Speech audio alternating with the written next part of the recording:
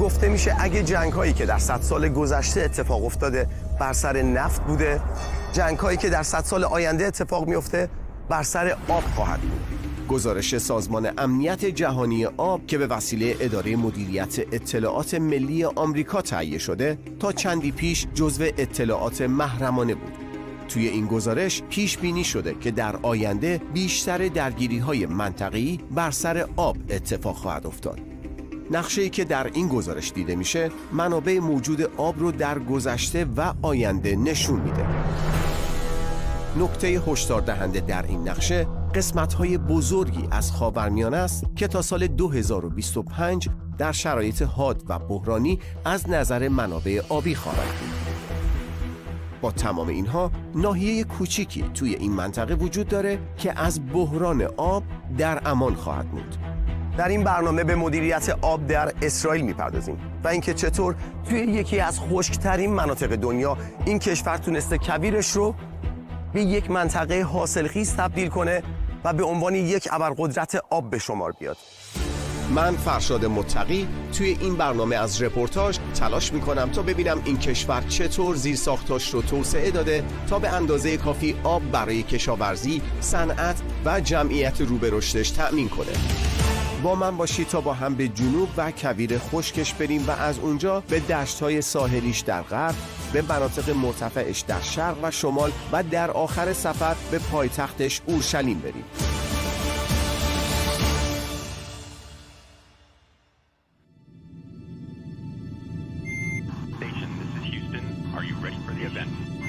ما بر روی سیاره‌ای پر آب زندگی می‌کنیم. کره‌ای خاکی که 97% از آب‌های شورش در اقیانوس‌ها ذخیره شده. توی دنیای امروز، کشورهایی که آب و هوای گرم دارن با چالش‌های جدی برای تأمین آب شیرین مواجه هستند. اینجا قلب کویر نگب در جنوب اسرائیل، در غرب خاورمیانه خشک. به نظر نمیاد جای مناسبی برای زندگی باشه، ولی داستان خودکفایی اسرائیل در حوزه آب از همین جا شروع میشه، زمانی که به فلسطین تحت سرپرستی انگلیس شناخته میشد. حدود 100 سال پیش امپراتوری عثمانی سقوط میکنه و انگلیسی‌ها حکمرانی این منطقه رو به دست میگیرن. اما اونا بعد از 20 سال به این نتیجه میرسن که این منطقه به خاطر خشک بودن و بیابی توانایی اسکان دادن جمعیت بیشتری رو نداره.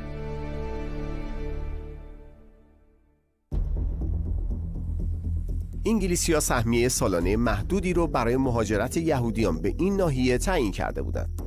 15,000 یهودی مهاجر در سال و نه بیشتر. اما یهودیان معتقد بودند که این سرزمین قابلیت پذیرش جمعیت بیشتری رو داره و تصمیم گرفتند برای اثبات این ادعا شهرک‌های جدیدی رو در کویر نگب تشکیل بدن. در سال 1946 یهودیان تونستن به وسیله افرادی که شبانه به سوی کویر نگب رفته بودند 11 مزرعه کوچیک رو تأسیس کنند. به این مزارع در زبان عبری کبوتس گفته میشه. یکی از این مزارع کبوتس نیرام به معنی کشتزار عمومی بود. برای اینکه این مزرعه‌های جدید حاصلخیز بمونن نیاز به آب داشتن و اینجا یکی از مکان‌هاییه که با حفر چاه عمیق تونستن به آب دسترسی پیدا کنن و به خاطر اهمیت تاریخی این مسئله این لوله رو به همون شکل نگه داشتند. کسی که این منبع آبی مهم رو پیدا کرد یک مهندس مهاجر لهستانی الاصل به اسم سیمکا بلاسه. سیمکا طرحی رو پیاده کرد که آب از نیرام به بقیه مزارع منتقل بشه.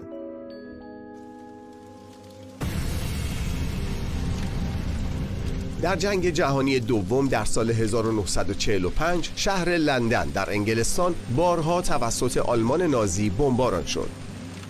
انگلیسی‌ها برای اینکه بتونن آتش‌سوزی‌های ناشی از بمباران‌های جنگ رو مهار کنن، لوله‌های آب جدیدی رو در سراسر شهر کار گذاشتن. بعد از اتمام جنگ، بریتانیا برای بازسازی اقتصاد متزلزل کشورش نیاز شدید مالی داشت. از طرفی دیگه لوله هایی که برای مهار آتش سوزی جنگ کار گذاشته شده بودند دیگه مصرفی نداشتند. اینجا بود که بلاس تصمیم گرفت این لوله ها رو از انگلیسی‌ها بخره و با کشتی وارد فلسطین تحت حمایت انگلیس بکنه. به خاطر هزینه زیادی که صرف خرید لوله ها از انگلیس شد، این لوله های آب به خط لوله شامپاین معروف شدند که مزارع جدید رو به مزرعه نیرام متصل کردند. شبکه آبی که به این ترتیب شکل گرفت، جای پای اولین یهودی‌های مهاجر رو برای کشاورزی در کویر محکم کرد و به چارچوب اصلی نحوه مدیریت منابع آبی آینده تبدیل شد. این مزارع همچنین به پناهگاهی برای مهاجرانی تبدیل شد که از قلع و قمع یهودیان به وسیله نازی‌ها جون سالم به در برده بودند. بعد از به رسمیت شناخته شدن اسرائیل در سال 1948، یهودیان زیادی از راه دریا شروع به مهاجرت به این منطقه برای ساختن زندگی در سرزمین آرزوهاشون کردند. اسرائیلی‌ها برای جوابگو بودن به نیازهای این جمعیت رو به رشد، باید به سرعت برنامه‌ای رو برای گسترش زیرساخت‌های آبی کشور پیدا می‌کردند و اینجا بود که سازمان ملی انتقال آب اسرائیل راه اندازی شد. شیمون تل، کسی که به مدت 6 سال مسئول منابع آبی اسرائیل بود، از اهمیت این پروژه برای ما بیشتر توضیح میده. بعد از اینکه اسرائیل تأسیس شد، به خاطر کمبود آب توی این کشور، اسرائیل قسمت اعظمی از بودجه توسعه‌اش رو به ساختن شبکه انتقال آب اختصاص داد. شبکه‌ای که امروز 95% منابع آبی رو به سر تا سر اسرائیل میرسونه. پیچیدگی این طرح به قدری بود که 16 سال طول کشید تا به طور کامل ساخته و شبکه انتقال آب افتتاح بشه. سازمان ملی حمل آب اسرائیل تونسته شمال و قسمت مرکزی این کشور رو به جنوب خشکش متصل کنه و آب دریای جلیل رو به جنوب کشور منتقل کنه. 200 متر پایین‌تر از سطح آب دریا، دریاچه جلیل یا همون تبریه با محیط 53 کیلومتر و عمق 43 متر پایین‌ترین سطح آب دریاچه‌های آب شیرین جهان رو داره. بخشی از آب این دریاچه به وسیله چشمه‌های زیرزمینی تأمین میشه، اما منبع اصلیش رودخونه اردنه که در مرز اسرائیل و اردن از شمال به جنوب در جریانه. سیستم انتقال آب یک شاهکار مهندسی بود. شبکه‌ای از خط لوله‌های متعدد، آبراه‌های باز، تونل‌ها، مخازن آبی و ایستگاه‌های پمپاژ که آب رو از این دریاچه منتقل می‌کرد. این شبکه از دریاچه جلیل تا مناطق مرکزی اسرائیل و صحرای نگب رو پوشش میده و توانایی انتقال 70 میلیون لیتر آب در ساعت رو در طول 130 کیلومتر داره. یوسی یعقوبی، مدیر فناوری در سازمان ملی تأمین آب مکورات، توضیح میده که چرا برای ساختن این شبکه این همه وقت و هزینه صرف شده. دولتمردان اسرائیل متوجه شدند که برای اینکه یک جامعه پویایی در سراسر کشور ایجاد بشه، احتیاج به یک شبکه‌ای هست که آب رو به همه جای اسرائیل برسونه و لازمه که آب در 7 روز هفته در کل 24 ساعت برای همه مهیا باشه.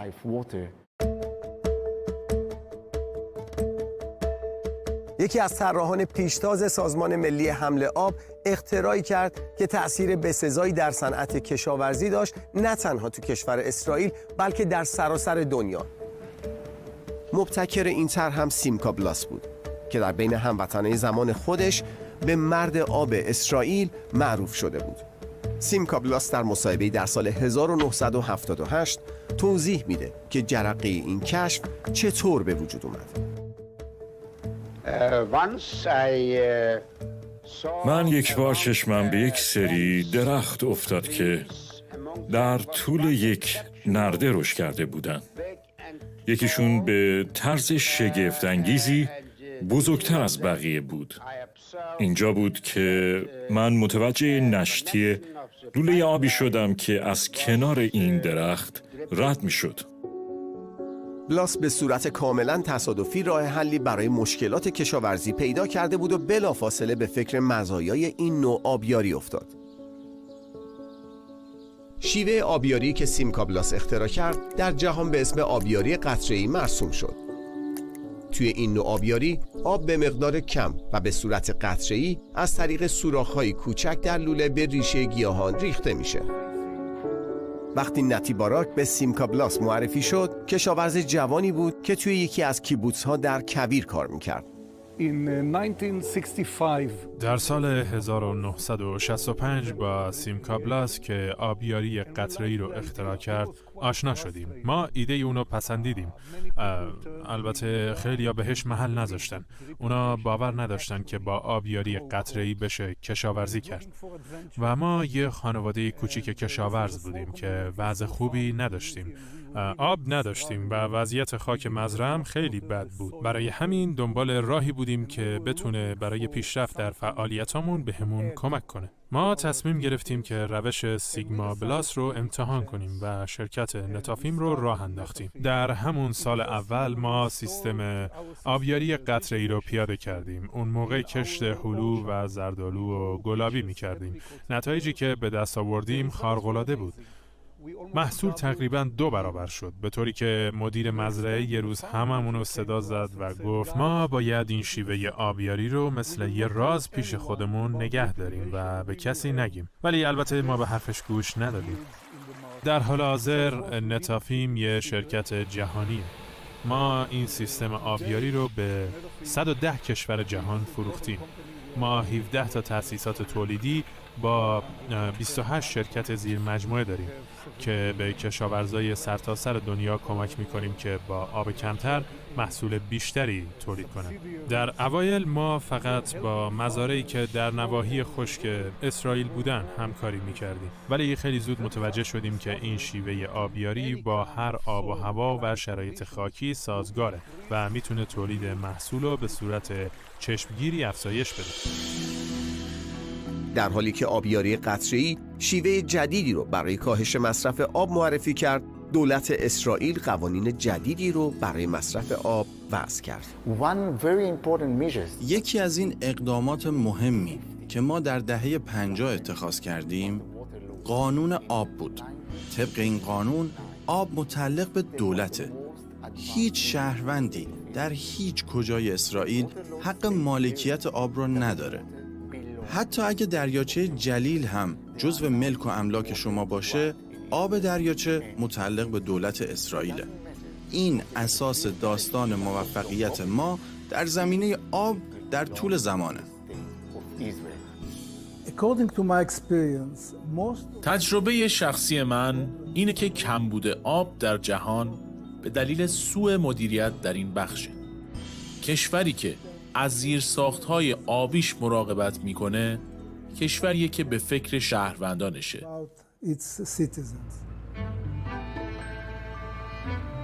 در کمتر از 2 دهه شهروندان اسرائیلی نه تنها موفق شدن زیربنای آبی کشور رو درست کنن که آب همه شهروندان رو تامین کنه، بلکه شیوه آبیاری رو اختراع کردن که با استفاده از اون برای تولید محصولات کشاورزی بیشتر آب کمتری مصرف کنن و با همه اینها داوطلبانه مالکیت آب رو در بست در اختیار دولت قرار دادن. شاید بشه گفت نحوه تأمین آب در اسرائیل یکی از موفق‌ترین نمونه‌های شیوه سوسیالیستی در کل جهانه.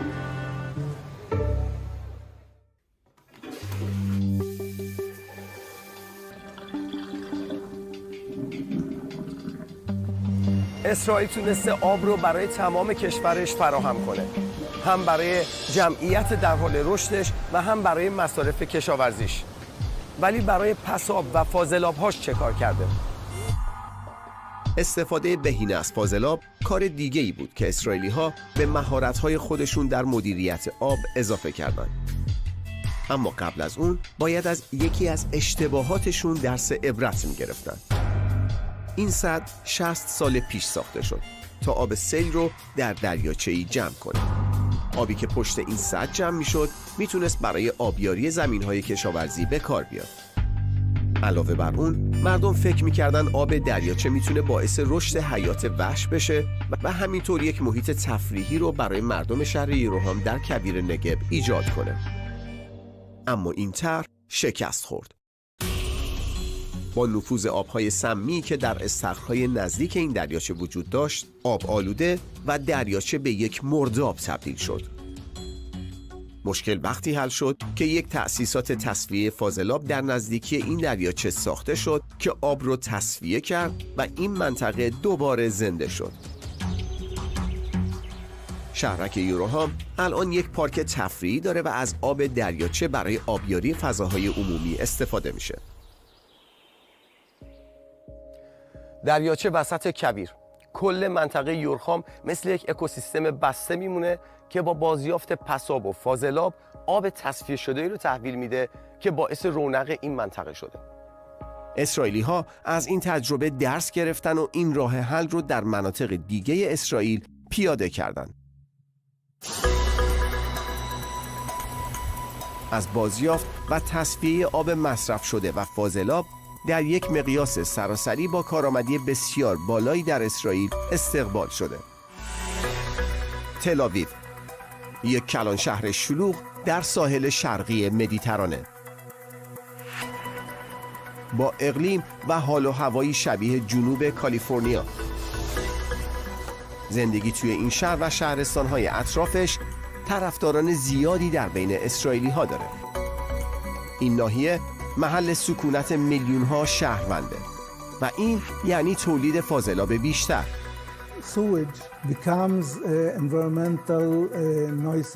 اگر فاضلاب تصفیه نشه میتونه به یک دردسر زیست محیطی تبدیل بشه.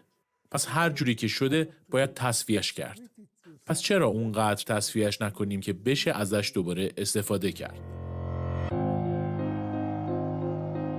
اینجا تأسیسات تصفیه شفتان در جنوب تل آویو که قدمتی 50 ساله داره و به مرور زمان به یکی از پیشرفته ترین تأسیسات تصفیه در شرق دریای مدیترانه تبدیل شده. سازمان ملل از این تأسیسات به عنوان یکی از بهترین نمونه‌های بازیافت آب نام برده. توی این تأسیسات آب مصرف شده و فاضلاب برای 2.5 میلیون نفر تصفیه میشه. گالشوهام بیشتر از 30 ساله که اینجا کار میکنه. این تأسیسات نه تنها حجم زیادی از آب مصرف شده و فاضلاب رو تصفیه میکنه، بلکه این آب برای استفاده دوباره بازیافت میشه. ما تمام فاضلاب خام در منطقه دانو جمع‌آوری می‌کنیم. 1/3 جمعیت اسرائیل اینجا زندگی می‌کنند. به همین دلیل همه این فاضلاب به اینجا میاد. ما همه زائدات جامد رو جدا می‌کنیم. 400 متر مکعب در روز. حجم روزانه‌ای که از این لوله‌های بزرگ رد میشه معادل 400 میلیون لیتر ضایعاته، چون هر متر مکعب 1000 لیتره. مقیاسش رو تصور کنید. 1000 لیتر ضرب در 400,000 در هر 24 ساعت. و اینجاست که پروسه تصفیه فاضلاب شروع میشه. از این لحظه به بعد به قلب پروسه میرسیم. واکنش بیولوژیکی. در اینجا باکتری هایی به مواد آلوده اضافه میشن که از اونا تغذیه میکنن و آلودگی رو در مدت 15 ساعت هضم میکنن. از اینجا به بعد ما باید باکتریا رو از پساب با پاک کننده ها جدا کنیم. اینجاست که پساب ما کیفیت بالایی از لحاظ پاکی داره و باکتریا دوباره وارد چرخه تصفیه میشن. این پاک کننده ها مثل یک تصفیه دوم برای فاضلاب هستند. زائدات جامدی که هنوز در پساب داخل این حوزه ها وجود دارند به وسیله این پاک کننده ها جدا میشن.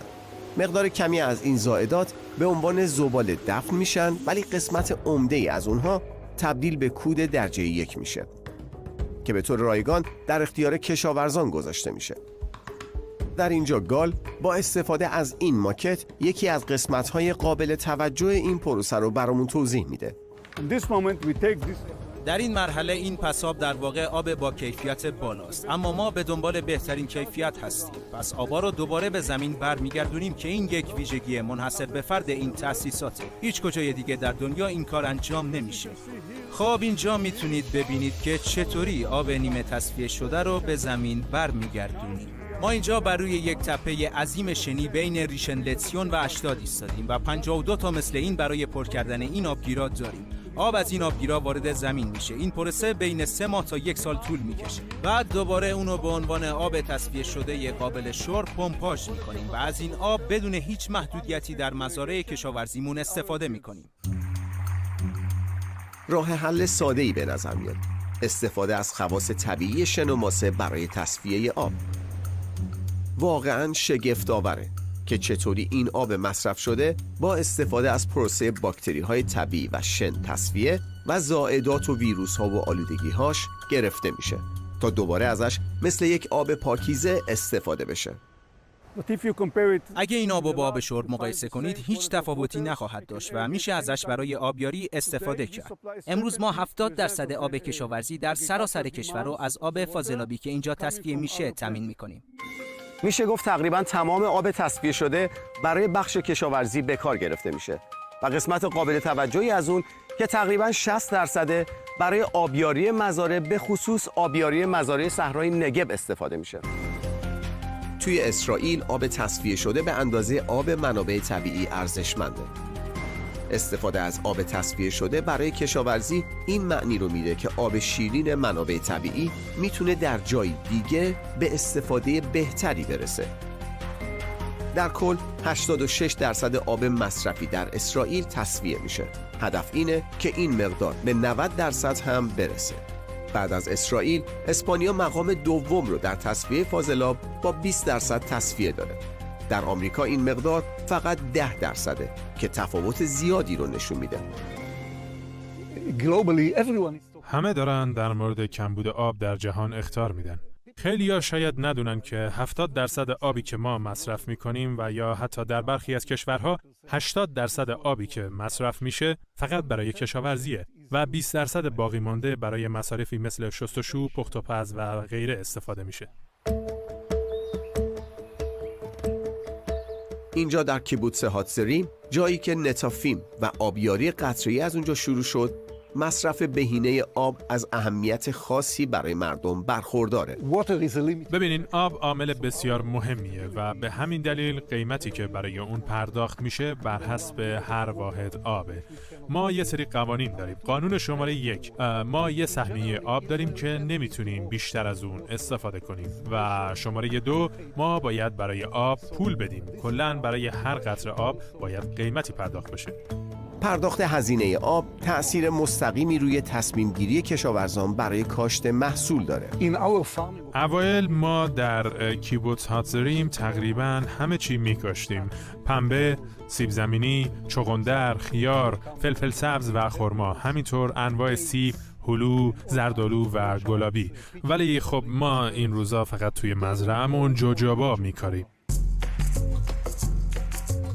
ما مزرعه خیلی بزرگی داریم در حدود 400 هکتار و روغن جوجوبا تولید میکنیم. این محصول خوبی برای محیط زیسته و کم کم داره جایگزین روغن نهنگ میشه. تعداد کارگر کمی لازم داره و کاملا مکانیزه است. به همین دلیل تمام کشت مزرعه‌مون در حال حاضر همین جوجوباست. آبیاری در اکثر جهان به صورت غرقابی انجام میشه که برای محیط زیست خیلی بده. با این نوع آبیاری هم آب زیادی به هدر میره و همین که آبهای زیرزمینی آلوده میشن و انتشار گازهای گلخانه‌ای به صورت چشمگیری افزایش پیدا میکنن که تمام اینا باعث تغییرات اقلیمی میشه. ما داریم تلاش میکنیم همه رو متقاعد کنیم تا شیوه آبیاری غرقابی رو به آبیاری قطره‌ای تغییر بدن. در اسرائیل موفق شدیم این کارو بکنیم. 75% آبیاری در اسرائیل آبیاری قطره‌ایه. 25% آبیاری توسط آبپاش‌ها انجام میشه و از آبیاری غرقابی اصلاً استفاده نمی‌کنیم. آبیاری غرقابی در اسرائیل جرم حساب میشه چون آب زیادی رو هدر میده و آب ثروت گرانبهاییه. امروز در کالیفرنیا 40% آبیاری قطره‌ایه که به خاطر خشکسالی‌هایی که دارن رو به افزایش. هند، آفریقای جنوبی، استرالیا، اسپانیا و سایر کشورهای اروپایی هم همینطور. میدونید که حتی در انگلستان در استان کنت هم در مزرعه‌های توت فرنگی از این شیوه استفاده میکنن چون چاره دیگه‌ای وجود نداره. با توجه به اینکه کشاورزی گسترده تر شده، در عین حال دولت مقدار استفاده از آب رو به دقت زیر نظر داره و با کشاورزا همکاری میکنه تا آب به صورت عادلانه بین اونها تقسیم بشه. نوام بلوم یک بذرشناسه. اون 17 سال تلاش کرد تا نوع جدیدی از کاکتوس خاردار رو پرورش بده تا بتونه میوه‌اش رو برداشت کنه. میوه‌ای که سرشار از آنتی اکسیدان هاست. نوام برای اینکه این نوع کاکتوس رو کشت کنه از دولت تقاضای سهمیه آب کرد و دولت حتی بیشتر از اون چیزی که تقاضا کرده بود رو بهش داد. הרעיון בעצם היה بعد از اینکه این انواع جدید کاکتوس رو پرورش دادم با وزارت کشاورزی تماس گرفتم و ازشون اجازه خواستم که 1 میلیون متر مکعب سهمیه آب برای کشت این کاکتوس ها بهم بدن. وزارت کشاورزی کاکتوس های منو بررسی کرد و 1,200,000 متر مربع زمین و 1 میلیون متر مکعب آب در کویر نگو در اختیارم گذاشتن تا این پروژه رو توسعه بدم. דימונה. مزرعه‌ای رو که می‌بینید بزرگترین مزرعه گلابی کاکتوس در کل خاورمیانه است. اگه تمام ردیف‌های این کاکتوس‌ها رو کنار هم بذاریم معادل 200 کیلومتر که به خاطر همین طولانی بودن بهش بولوار کاکتوس میگن. این مزرعه پهناور که امروز به اسم اورلی کاکتوس شناخته میشه در وسط این کویر خشک و با استفاده از آبیاری قطره‌ای بنا شده. באזור הזה خب نکته قابل توجه اینه که در این ناحیه در سال فقط 55 میلیمتر بارون میباره و هر نوع کشاورزی با 55 میلیمتر آب در سال غیر ممکنه و در این مورد باید بگم کاری که ما کردیم در واقع این بود: زمینی بی مصرف و با آبی که قابل شرب نبود و استفاده یم ازش نمیشد با هم ترکیب کردیم و 2000 تن غذای سالم و مغذی تولید کردیم که این کار در نوع خودش بی‌نظیره. بلوم این مزرعه رو با همکاری مدیرعامل عربش نعیم الگول اداره میکنه. نعیم که توی یک خانواده بدوی عرب با 12 بچه دیگه بزرگ شده، امروز به عنوان مدیر اینجا رو اداره میکنه. من از سنین کم اینجا شروع به کار کردم و همه جوانب کار در این مزرعه رو یاد گرفتم و فکر کنم نوام قدر این تجربه‌ام رو درک کرد و به هم اعتماد کرد که مزرعه‌اش رو اداره کنم. کارگرها توی این مزرعه برای جابجایی از این خودروهای زردرنگی که بیشتر به ماشین‌های فیلم مد مکس شبیهن استفاده میکنن.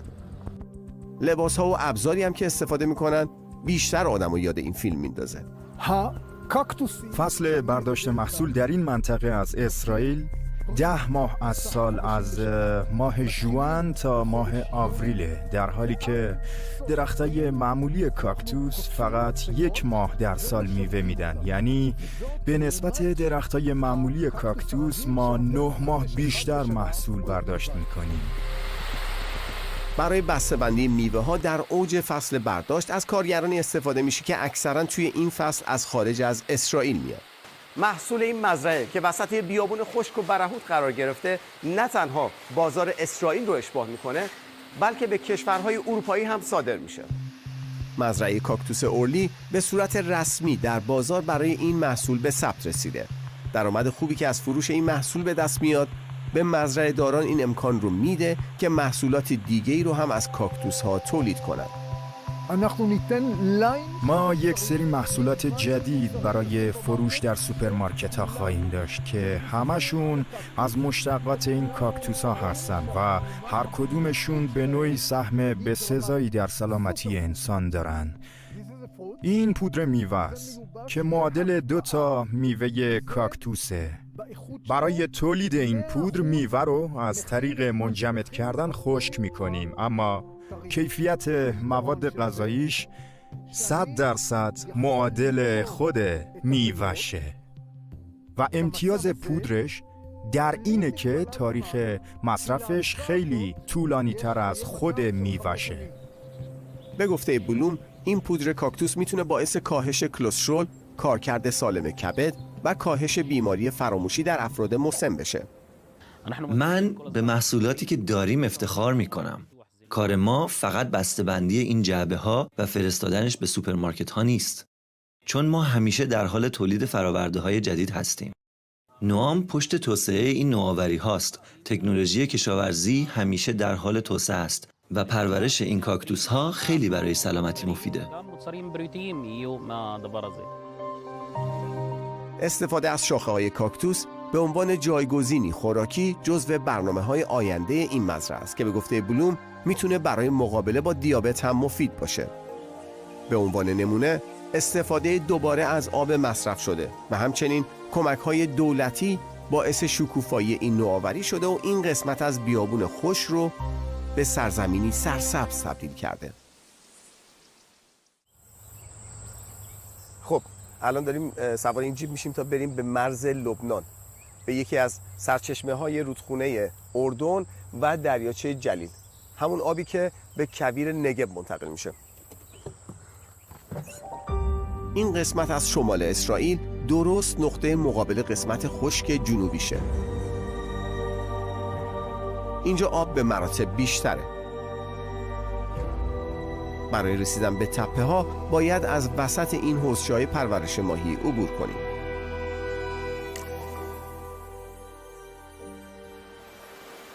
آب این چشمه به طور ثابت از سمت شمال در جریانه. بانیاس یکی از چند رود کوچیکیه که به رودخونه اردن ختم میشه.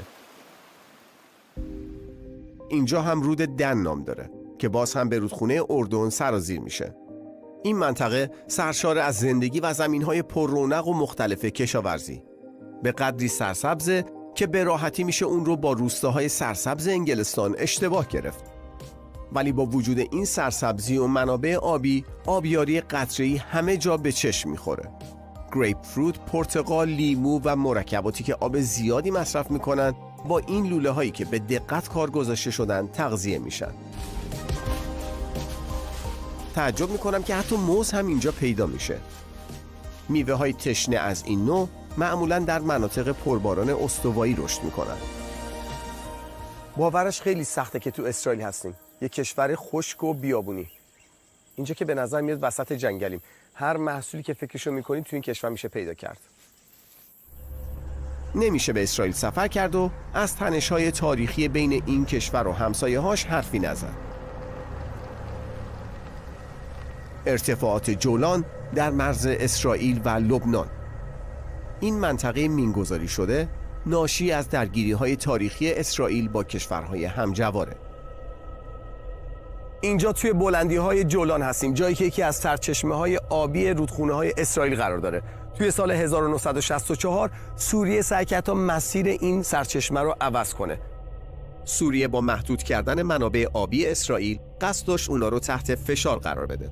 همین باعث به وجود اومدن زد و خوردهای زیادی بینشون شد و در نهایت حملات مکرر اسرائیل منجر به متوقف شدن برنامه سوری‌ها برای تغییر مسیر آب شد. آب نباید دلیل هیچ گونه تضاد و درگیری، بلکه باید پلی برای صلح باشه. اگر ما از این فناوری‌ها و توانایی‌هامون در راه درست استفاده کنیم، در این ناحیه کم آبی وجود نخواهد داشت. طبق قسمتی از توافق صلح سال 1994 بین اسرائیل و اردن، اسرائیل قبول کرد سالانه 50 میلیون متر مکعب آب در اختیار همسایه عرب خودش قرار بده. آب توافقی قبل از فرستادن به اردن در این مخازن نگهداری میشه. برای توضیح بیشتر با آریک روونی از انجمن آب دره اردن و اسرائیل صحبت میکنم. How do you transfer the water from Israel to Jordan? We pump the water. ما آب رو از رود اردن به این استخر سرباز پمپاژ میکنیم و از اینجا توسط 2 لوله اون رو به کانال ملک عبدالله اردن منتقل میکنیم. آب از طریق این کانال که از شمال اردن به طرف بحرالمیت کشیده شده به پایتخت اردن و مزارع کشاورزی این منطقه فرستاده میشه. 3 سال بعد از امضای این توافقنامه بود که حادثه‌ای در محلی به نام نهارایم اتفاق افتاد. نهارایم جاییه که 2 رود اردن و یارموک در برخوردی خروشان به هم وصل میشن. یک سرباز اردنی به سمت دختران مدرسه‌ای اسرائیلی که در حال سفر به دره اردن بودند شلیک کرد. توی این حادثه 7 دختر بچه کشته شدند و همچنین معلم مدرسه و 6 نفر دیگه هم زخمی شدند. مرگ این کودکان میتونست نقطه پایانی برای قرارداد صلح بین دو کشور باشه، اما به پابرجایی این قرارداد لطمه‌ای وارد نکرد. ملک حسین پادشاه اردن توی یک اقدام صلح‌طلبانه و به پاس ادای احترام به خانه تک تک قربانی‌ها در اسرائیل رفت و به نمایندگی از اردن از اونا تقاضای بخشش کرد و این چنین بود که قرارداد صلح پابرجا موند. احمد دقامسه سرباز اردنی و مسئول این کشتار دستگیر شد و بعد از گذراندن 20 سال حبس با اعمال شاقه آزاد شد. جایی که 7 دختر دانش آموز کشته شدند به جزیره صلح معروفه. بعد از تمام این اتفاقات، اسرائیل و اردن همچنان دست به دست هم به همکاری در حوزه آب ادامه میدن. همکاریمون خیلی خوب پیش میره. هیچ مشکلی نیست. یک کمیته عمومی داریم که در اون اسرائیلی ها و اردنی ها هر دو حضور دارن و اگه مشکلی به وجود بیاد به کمک همدیگه سعی میکنیم حلش کنیم. حالا به خاطر مسئله پناهندگان سوری که به اردن پناهنده شدن، اردن از ما تقاضای 10 میلیون متر مکعب آب بیشتر کرده. ما امروز 50 میلیون متر مکعب آب به اردن میفرستیم و میتونیم این مقدار رو 2 برابر کنیم و حتی بیشتر با همکاری متقابل. البته ما همچنین آب منطقه خودگردان فلسطین و نوار غزه رو تامین میکنیم و بیشتر از قبل هم میفرستیم، حتی در دوران خصومت با اونها. ما منابع آبیمون رو با همسایه هامون به اشتراک میذاریم. مشکل اونا مشکل ما هم هست. ما تا سال 2050 برنامه ریزی کردیم و ملاحظه همسایه های خودمون رو هم به خاطر همکاری منطقه‌ای در منابع آب داریم. شراکت منابع آبی اسرائیل با همسایگانش توجه بیشتری رو در پایتخت این کشور جلب میکنه. اورشلیم یکی از پرجمعیت‌ترین شهرهای اسرائیل و یکی از قدیمی‌ترین و در ضمن مقدس‌ترین شهرهای دنیا. شهر اورشلیم و محله‌های اطرافش محل زندگی قشرهای مختلفی از شهروندان یهودی، مسلمان و مسیحیه. آبرسانی به اورشلیم برای مدیران حوزه آب یک چالش بزرگه، چون به خاطر کوه‌ها و دره‌ها فشار آب کم و زیاد میشه. تأمین آب و به حداقل رسوندن نشتی مسئولیت سنگینی رو روی دوش این کارمندان قرار میده. اما در حالی که شهروندان، بازاری‌ها و توریست‌ها توی یکی از شلوغ‌ترین روزهای هفته در کنار هم مشغول زندگی روزمره‌شون هستن، کارمندان شرکت آب اورشلیم دارن تمام سعیشون رو میکنن که آب شهر برای همه مصرف کننده ها در جریان باشه. یکی از 52 شرکت آب منطقه‌ای در اسرائیل شرکت آب هاگیهونه که مسئولیت کنترل سیستم آب اورشلیم رو به عهده داره. شیمشون یشایاهو یکی از مدیران ارشد این شرکته که اصل و نسب اجدادیش به کردستان ایران برمیگرده. ما همه چیز رو به وسیله سیستم کامپیوتری نظارت میکنیم. شعار ما اینه که تکنولوژی ما رو به چالش نکشیده، بلکه این ماییم که تکنولوژی رو به چالش میکشیم.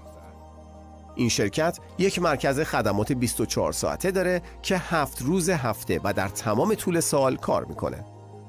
کارمندان این مرکز به محض اطلاع از هر نوع مشکل در آبرسانی، تیم‌های متخصص فنیشون رو برای مقابله با مشکلاتی مثل افت فشار، گرفتگی در لوله‌های آب یا فاضلاب، نشتی و یا کاهش کیفیت آب اعزام میکنه.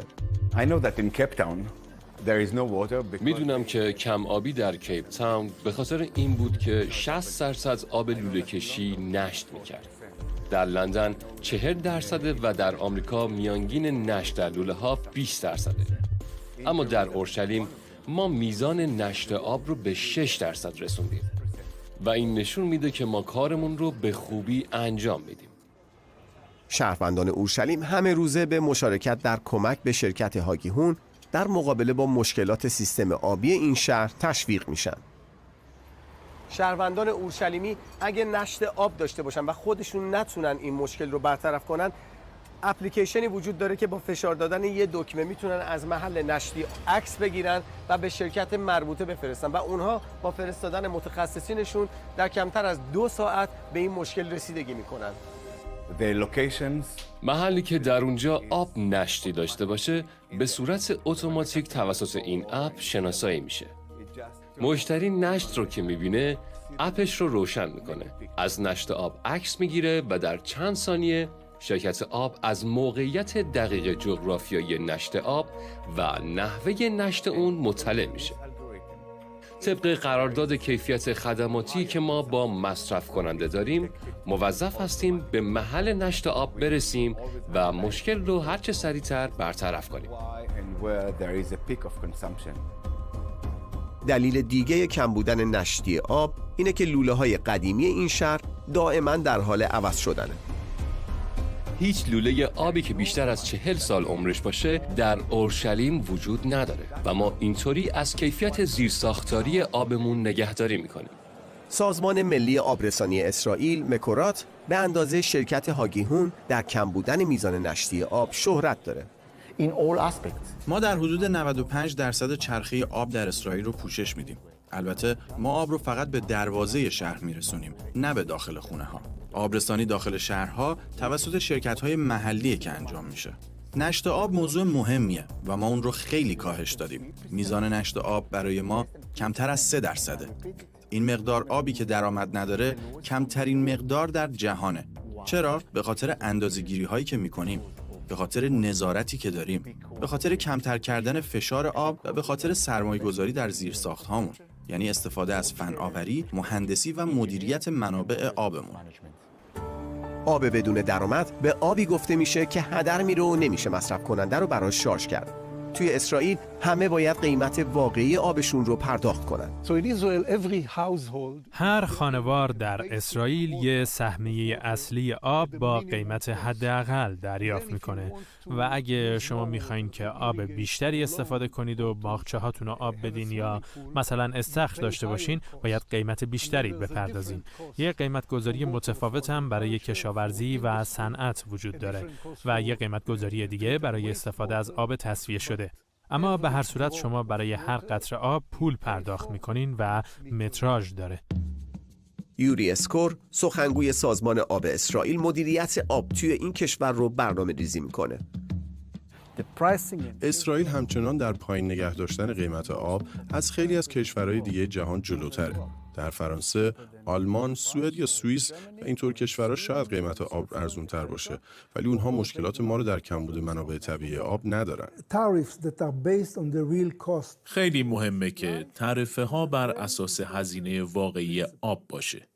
و من میبینم که در مقایسه با جایی که امکان فراهم کردن یک منبع آبی درست حسابی وجود داره و هر جا پایداری مالی در بخش آب نباشه، مردم فقیر به مراتب پول بیشتری برای آب میدن. هر جا که تعرفه بر اساس قیمت واقعی آب باشه، شما میتونید پایداری مالی داشته باشین.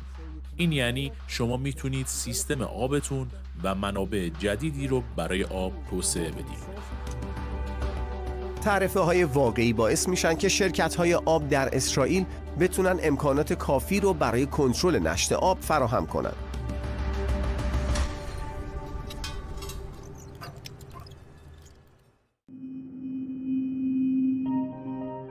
دریای جلیل، دریای آروم و فوق‌العاده زیبا. اما با این همه زیبایی، متاسفانه این منبع طبیعی آب به دلیل خشکسالی‌های مداوم در 2 دهه گذشته در معرض خطری جدی قرار داره. روز به روز استفاده از این دریاچه برای برآورده کردن نیازهای مصرف کننده ها مشکل تر میشه.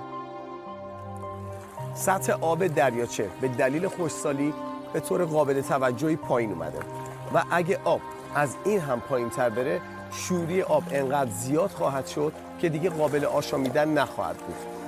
آبی که از دریاچه جلیل به دست میاد اینجا در اشکول تصفیه میشه. مخزن نگهداری آب ممکنه پر به نظر برسه، ولی هر سال حجم آبی که اینجا تصفیه میشه کمتر و کمتر شده. اشکول در سال 2007 ساخته شد تا سیستم انتقال آب اسرائیل رو تکمیل کنه. این تأسیسات رتبه 4 رو در بین بزرگترین تأسیسات تصفیه آب جهان داره.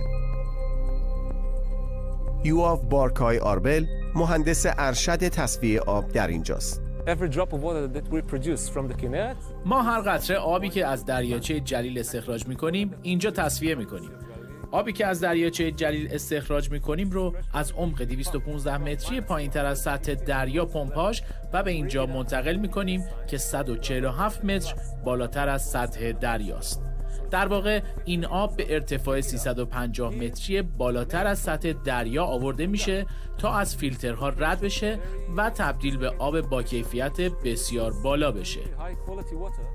به خاطر سالهای طولانی خشکسالی که در 5-6 سال گذشته در اسرائیل داشتیم، هر سال آب کمتری از دریای جلیل استخراج کردیم. ما قبلا 250 میلیون متر مکعب در سال از آب این دریاچه رو تصفیه می‌کردیم. اما امروز فقط بین 20 تا 30 میلیون متر مکعب در سال که کمتر از 10% معموله تصفیه میشه. اگر آب دریاچه خیلی پایین بیاد، این خطر وجود داره که آب زیادی شور بشه. خطر این که یک پدیده ناشناخته‌ای به وجود بیاد.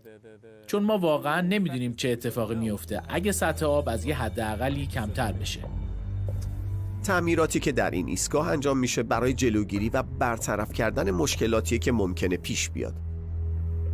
سطح آب دریاچه انقدر پایین اومده که رسوبات جمع شده در دهنه دریاچه باعث میشه که آب رد نشه که وارد این قسمت بشه، جایی که لوله ها قرار دارن و لوله هایی که آب رو به رودخونه اردن میرسونن. به همین دلیل سعی میکنن تا اون رسوبات رو لایروبی کنند. دریاچه جلیل در واقع همیشه مقیاس فشار آب در اسرائیل بوده.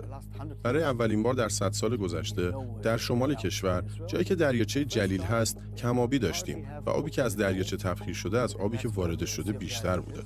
مقدار بارندگی در اسرائیل هر ساله به دلیل تغییرات آب و هوایی کاهش پیدا می‌کنه. به وضوح میشه دید که هر سال کمتر و کمتر میشه. و در این حال تقاضا برای آب بیشتر میشه چون جمعیت رشد میکنه و سطح زندگی بالاتر میره. بنابراین این دو موضوع تقاضا برای آب رو بیشتر کردن. باید همیشه برای احتمالات آینده آماده بود. چون اتفاقات غیر قابل پیش بینی شده در زمینه تامین آب پیش خواهد اومد. یکی از اونها تاثیرات تغییرات آب و هوا بر روی منابع طبیعی آب هستش. این اولین باری نیست که سطح آب دریای جلیل به میزان خطرناکی پایین اومده. در طی 2 دهه خشکسالی، طراحان سیستم آبرسانی در اسرائیل متوجه شدند که باید به سرعت دست به کار بشن. ما به یک مرحله بحرانی در زمینه آب رسیدیم. من اسم این دوره رو دوره راه رفتن بر روی لبه گذاشتم. اسرائیل داره خشک میشه و نه فقط اسرائیل، استرالیا هم داره خشک میشه. اسپانیا هم همینطور و کالیفرنیا. همه دنیا در حال خشک شدنه. ما داریم خشک میشیم و فقط امسال نیست. حتی اگه زمستون بارندگی زیادی هم داشته باشیم کافی نیست. اسرائیل داره خشک میشه و ما نمیتونیم آبو هدر بدیم.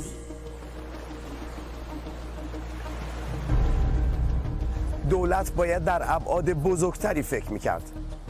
به آب بیکران دریا. 1/4 مرزهای اسرائیل رو ساحل دریای مدیترانه تشکیل میده و این یعنی دسترسی بی‌نهایت به آب. ما با همکاری دولت تصمیم گرفتیم که سیاست منابع آبیمون در اسرائیل رو تغییر بدیم و این سیاست رو بر مبنای منابع پایدار آب در جهت ایجاد منابع جدید پایه‌گذاری کنیم. ما شروع کردیم به شیرین کردن آب دریا در مقیاس وسیع. در سال 2002 دولت اسرائیل با احداث یک سری تأسیسات آبشیرین کن در سواحل دریای مدیترانه در اشتاد، اشکلون، هادرا، پلماچیم و سورک موافقت کرد. در همه این تأسیسات از فناوری ازموسیس معکوس استفاده میشه. ازموسیس معکوس چطور کار میکنه؟ تصور کنید که این توب‌های آبی رنگ داخل پارچ مولکول‌های نمک آب دریا هستند. توی این پروسه فشار زیادی به آب دریا اعمال میشه تا از بین قشاع فیلترهایی مثل این عبور داده بشه. وقتی به آب فشار وارد میاد، آب تصفیه شده از صافی رد میشه و مولکول‌های نمک جا میمونن. امروز من به تأسیسات آب شیرین کن سرک دعوت شدم که از سال 2013 شروع به کار کرده. جکی بنیاییش معاون مدیر کلی یکی از شرکت‌هایی که این تأسیسات آب شیرین کن رو درست کردن. تأسیسات سرک با سرمایه‌گذاری بخش خصوصی ساخته شد.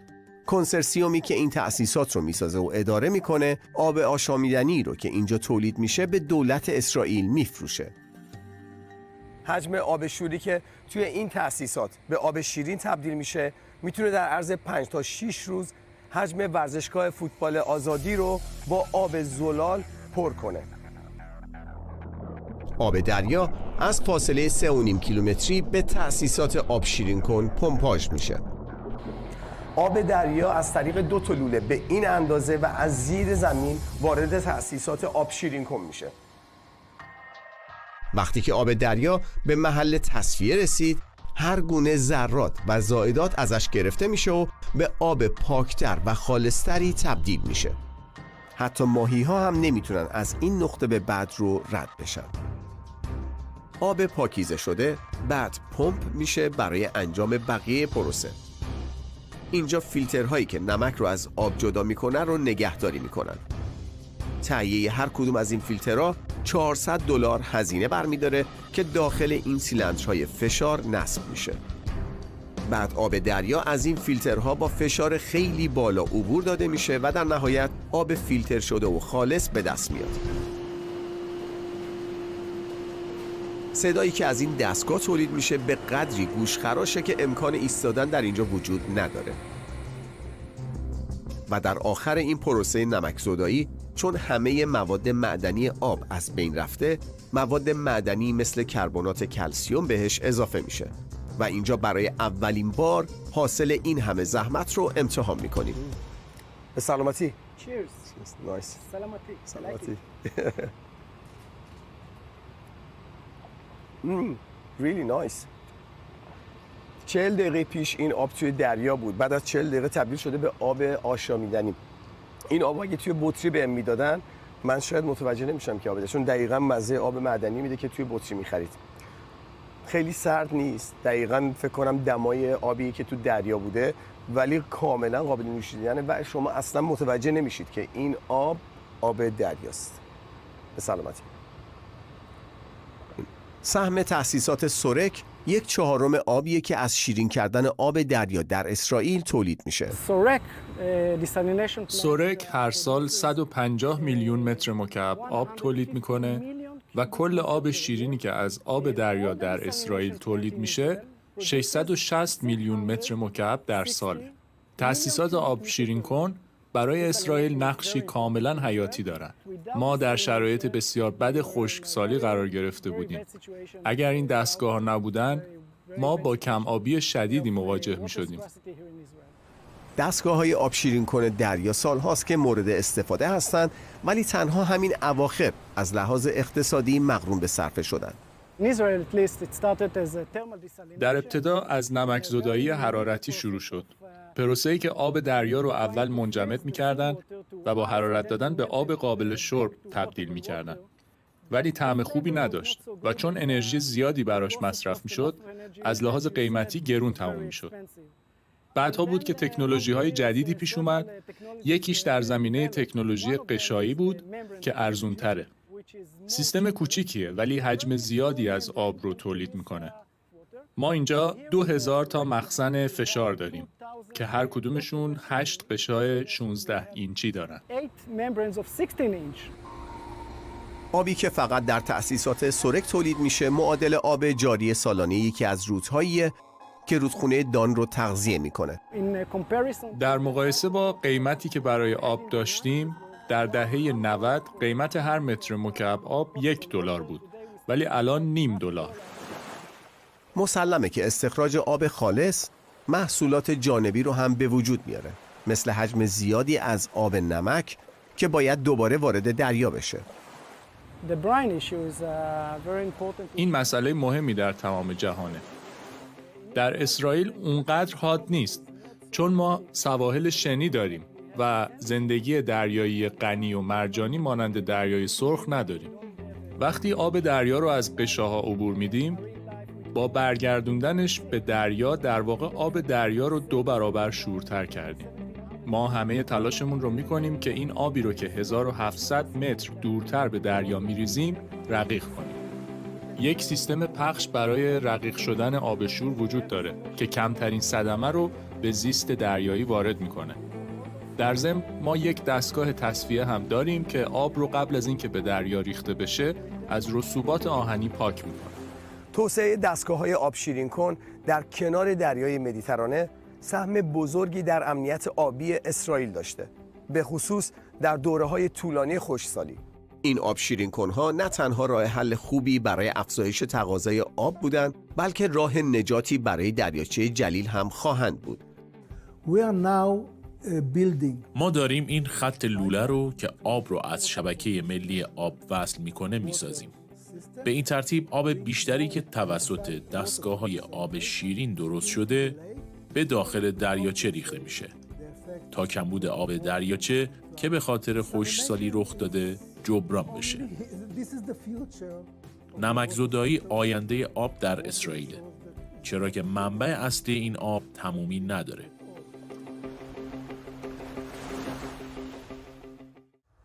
با وجود اینکه اسرائیل دوباره دچار خشکسالی شده، ولی محصولات کشاورزیش همچنان در حال رشده و آب هم در جریانه. در واقع چرخه تأمین آب به صورت مداوم در حال تکامله. توی این مزرعه اوکادو کشاورزان برای ارائه محصولات بهتر از آبیاری قطره‌ای استفاده می‌کنند. بازدهی محصول این مزرعه رو به رشده و این نه تنها باعث میشه که این کیبوتس خودکفا بشه، بلکه بتونه مقدار زیادی از اوکادوهاش رو صادر کنه. فراوانی این اوکادوها به خاطر فعالیت دور از چشمیه که در داخل این اتاقها و به وسیله این تیم کوچیک متخصصان بذرشناسی انجام میشه. این دانشمندان نسل بعدی آبیاری قطره‌ای رو ابداع کردند. میشه گفت این فناوری ترکیبی از شیوه‌های سنتی آبیاری قطره‌ای با تکنولوژی روزه که به آخرین شیوه جدید مهندسی کشاورزی تبدیل شده.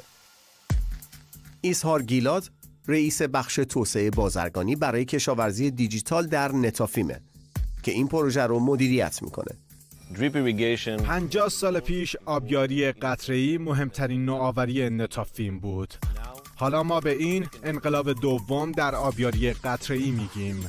علت این که ما به این انقلاب دوم میگیم به خاطر اینه که ما آبیاری قطره‌ای رو هوشمندتر کردیم. به نظر ما این شیوه کشاورزی و تولید محصول رو دگرگون خواهد کرد.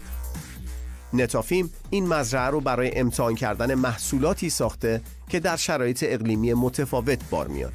هدف امتحان کردن این محصولات در شرایط کویریه. توی این قسمت یک تاکستان و در قسمتی دیگه یک مزرعه نیشکر بپا کردن.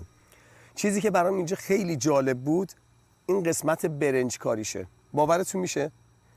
زمینش کاملا خشکه، با آبیاری قطره‌ای برنج میکنن. چیزی که من زمان بچگی یادمه، من بچه رشت هستم، تو شمال ایران شما میدید که شالیزارای برنج توی آب غوطه ورن و کسایی که برنج کاری میکردن، حالا چه در حال نشا بودن یا چه در حال برداشت برنج بودن، همیشه تا بالای زانوشون توی آب بودن. اینجا توی زمین خشک با آبیاری قطره‌ای برنج خوب دارن تولید میکنن. سیستم جدیدی که ابداع کردن با این هدف درست شده که کشاورزا بتونن چرخه محصولشون رو بهتر کنترل کنن و بازدهی بیشتری داشته باشن. توی این سیستم هوشمند داده هایی که از رشد محصول گرفته میشه کمک میکنه تا مقدار کافی آب و مواد مغذی برای رشد گیاه محاسبه بشه. این سیستم جدید کشاورزی از فناوری هوشمندی استفاده میکنه که در ساختن پلتفرم فرمان و کنترل دفاعی و ضد موشکی اسرائیل هم ازش استفاده میشه. سیستم ضد موشکی که به گنبد آهنین اسرائیل معروف شده. برای همین ما به این میگیم اولین آبیاری قطره‌ای هوشمند. داده‌های زیادی جمع آوری میشه، مثل اطلاعاتی درباره کیفیت خاک، شرایط آب و هوا، بذر و محصول. داده‌هایی که با دقت تجزیه و تحلیل میشه تا دقیق‌ترین اطلاعات و توصیه‌ها به مزرعه‌دارها داده بشه. و برای کاشت محصول ازش استفاده بشه. رو همین حسابه که ما درست مقدار لازم کود و پای ریشه گیاها میریزیم. ما بی خودی رو زمین کود نمیریزیم. ما با قاشق مستقیما به ریشه گیاها غذا میدیم. چون ما در بیشتر نقاط جهان نماینده داریم، تجربه خوبی از شرایط مختلف آب و هوایی و اقلیمی اونا داریم و همه این داده ها رو به داخل سیستم خودمون وارد میکنیم. ما میدونیم که چطور آبیاری قطره‌ای شیوه کشاورزی رو تغییر داد. ما 20 تا 25% بیشتر از قبل در مصرف آب و کود صرف جویی خواهیم کرد. به نظر میاد تمایل اسرائیل به حفظ آب به طور مداوم همچنان ادامه داره و رو به پیش رفته. ما طرح‌های اساسی تا سال 2050 داریم و میدونیم که احتمالاً حوادث پیش بینی نشده هم در راه خواهند بود. ولی تغییرات آب و هوایی چالش‌های جدیدی برای ما به وجود آورده.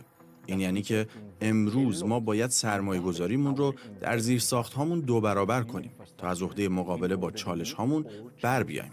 ما می‌خوایم آینده فرزندانمون رو تضمین کنیم و برای همه نیازهامون آب داشته باشیم.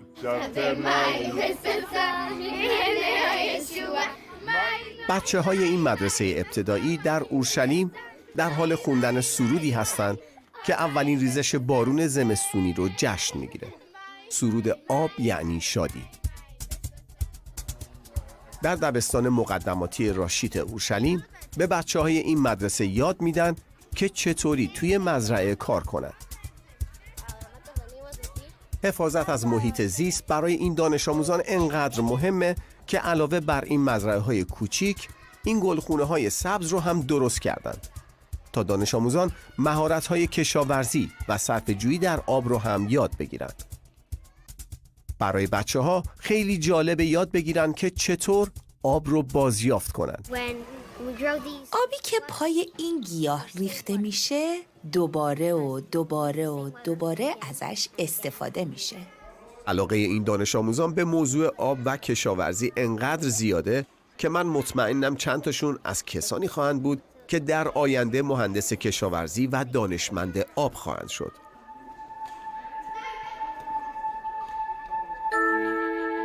در تمام طول سفرم به اسرائیل برام جالب بود که چطور این کشور هم منابع آبیش رو مدیریت کرده و هم با وجود دشواری‌های بیشمار بارها تونسته خودش رو با چالش‌های جدید انطباق بده.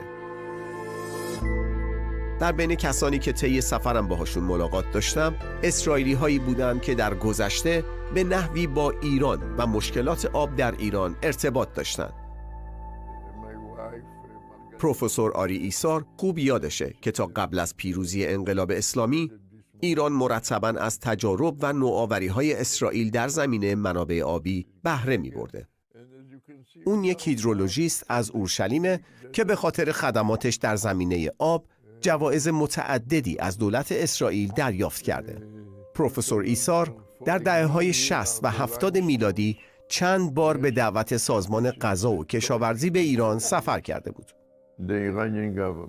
دولت ایران در زمان شاه از من خواستن که از دانشم استفاده کنم تا منابع آب زیرزمینی رو شناسایی کنم، تا اونجا حفاری کنیم.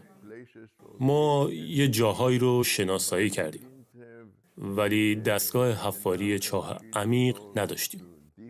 برای همین یک دستگاه حفاری و کارگر حفاری و مته رو از اسرائیل آوردیم.